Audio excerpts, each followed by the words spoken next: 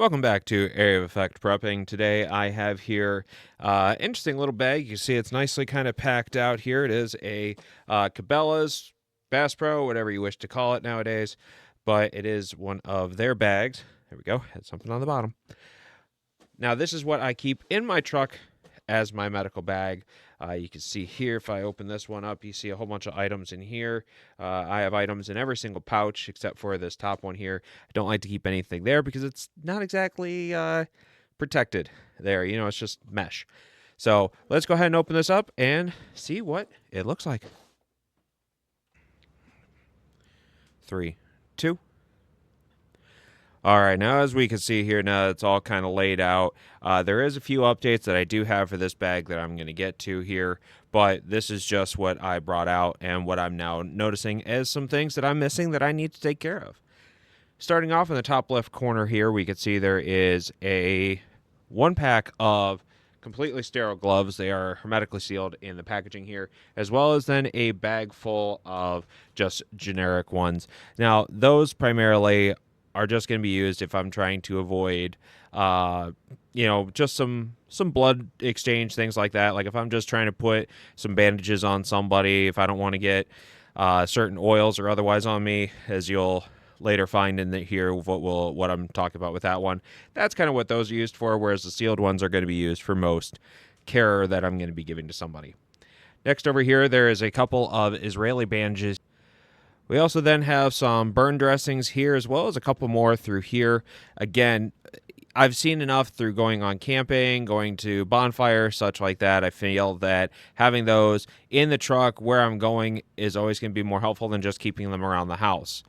If they're at the house, usually so is my truck, so I'm not too worried about that. If I have to go out there and go get them, so be it. Also have some compressed gauze up there. You also notice that there's some other gauze through here that we'll get to eventually. There's also some duct tape, obviously medical shears, getting some clothes off. Obviously, we don't want to try to take sleeves off if we're trying to assess a wound up higher. We'd rather just cut that off and expose that. Now we do have a couple of finger braces as well as a SAM splint here that then you can use the ace bandage to take care of that, or the tape, whatever you prefer. If it's a wet situation, might be better off for the tape and then wrap the ace around it, but again, it kind of depends on your situation. You also have a cat tourniquet here.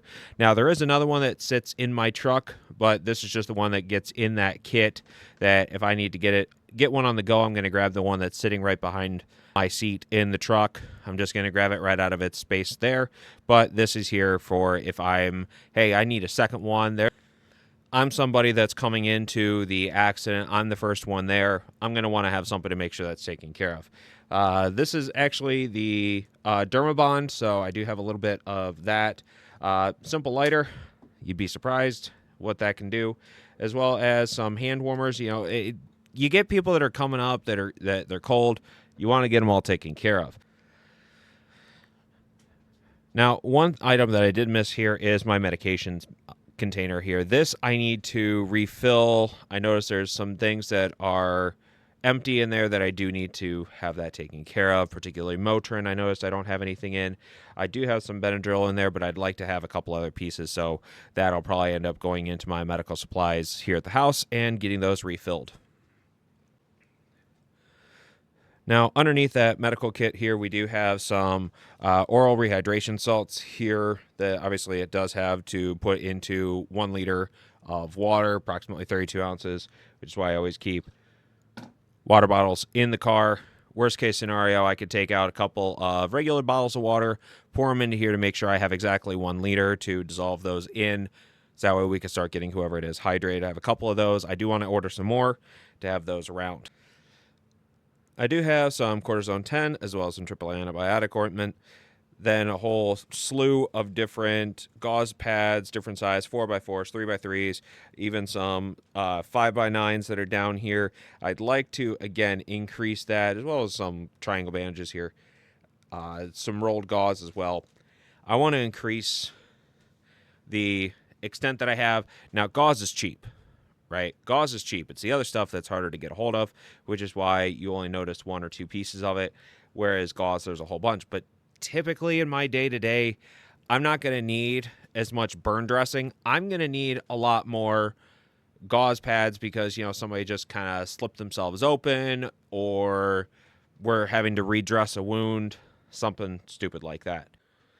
Now, the last section that I have here is going to be all kept in a plastic baggie that you can see underneath of here that also has things like some Zanfel, so used for poison ivy, oak, and sumac.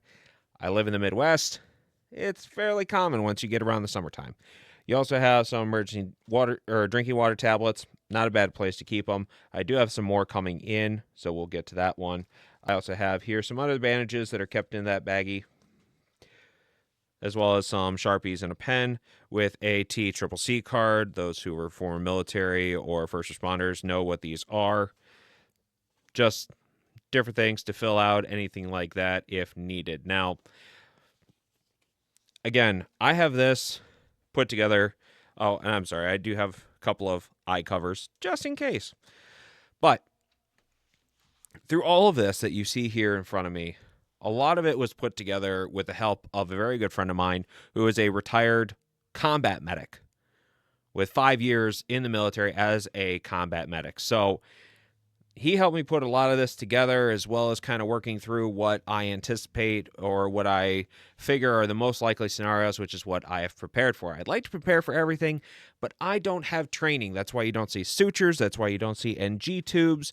That's why you don't see anything that would facilitate items like that. Okay.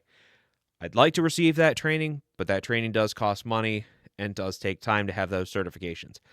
First responder is one thing, and you know, Good Samaritan will only cover you so far, whereas if I have the training for it, I feel more comfortable, I feel better about it. All right, let's go ahead and get this all packed up and get it back in the bag and go from there.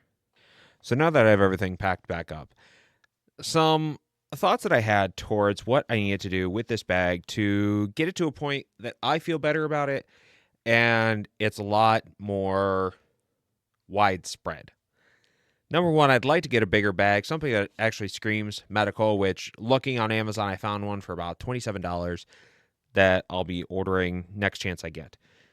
Figure that would help out because number one, if you lay it down, it's got a nice big medical symbol here, so should be pretty bright and obvious to anybody that is needing it.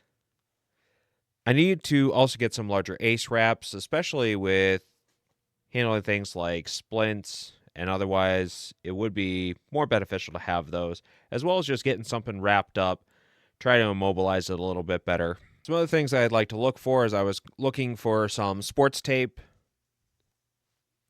Again, self-obvious there. If you're starting to get not necessarily a sprain, but if you need some more resistance because you're having some issues, you can get that there. Medication, needed to take care of that one, which I'll be doing that here shortly.